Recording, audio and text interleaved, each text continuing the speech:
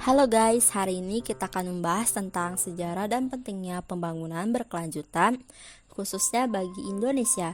Mari kita mulai dengan melihat perkembangan konsep ini dari masa ke masa. Sejarah singkat pembangunan berkelanjutan awal abad ke-20. Pada awal abad ke-20, fokus utama pembangunan adalah pertumbuhan ekonomi dan industrialisasi. Namun, dampak negatif terhadap lingkungan seperti polusi udara dan air mulai menjadi perhatian. Tahun 1960-an, pada dekade ini kesadaran tentang dampak lingkungan dari pertumbuhan ekonomi yang cepat semakin meningkat.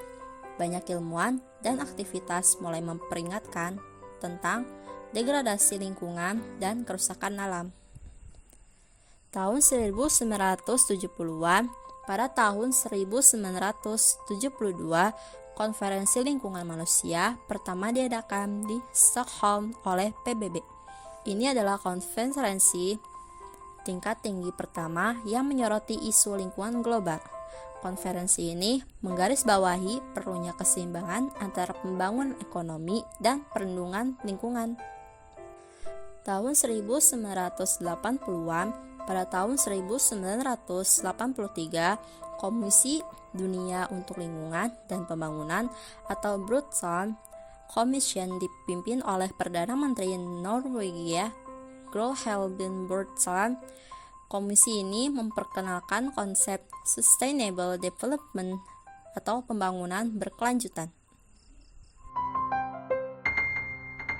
Sustainable Development sangat penting bagi Indonesia karena hal ini merupakan konsep pembangunan yang berusaha untuk memenuhi kebutuhan generasi sekarang tanpa mengorbankan kemampuan generasi mendatang untuk memenuhi kebutuhan mereka sendiri. Dengan menerapkan prinsip-prinsip Sustainable Development, Indonesia dapat mencapai pertumbuhan ekonomi yang berkelanjutan, meningkatkan kesejahteraan masyarakat secara merata, melindungi lingkungan alam, dan menciptakan kemakmuran jangka panjang bagi seluruh rakyat Indonesia. Pentingnya pembangunan berkelanjutan bagi Indonesia. Pertama, mempertahankan sumber daya alam. Indonesia kaya akan sumber daya alam yang penting untuk pertumbuhan ekonomi negara. Dengan menerapkan prinsip-prinsip Sustainable Development, kita dapat menjaga keberlanjutan penggunaan sumber daya alam agar tetap dapat dinikmati oleh generasi mendatang. Kedua, mengurangi kerusakan lingkungan. Pembangunan yang tidak berkelanjutan seringkali menyebabkan kerusakan lingkungan yang parah, seperti deforestasi, polusi udara dan air, serta perubahan iklim. Dengan mengadopsi Sustainable Development, Indonesia dapat mengurangi dampak negatif terhadap lingkungan dan memastikan berkelanjutan ekosistem alam. Ketiga, memperbaiki ketimpangan sosial.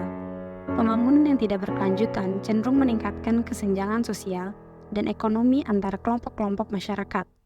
Dengan Sustainable Development, Indonesia dapat memastikan bahwa distribusi kekayaan dan keadilan sosial diperhatikan, sehingga semua warga negara dapat menikmati hasil pembangunan secara adil.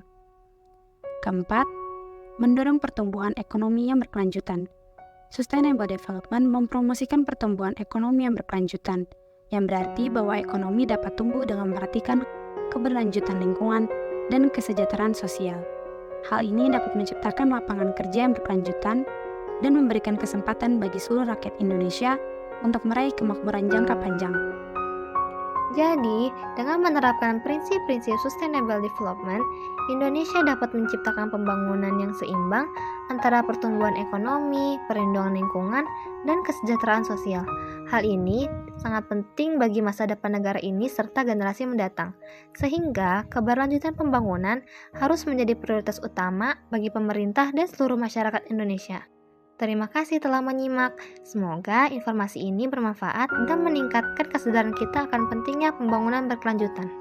Sampai jumpa di kesempatan berikutnya. Dah.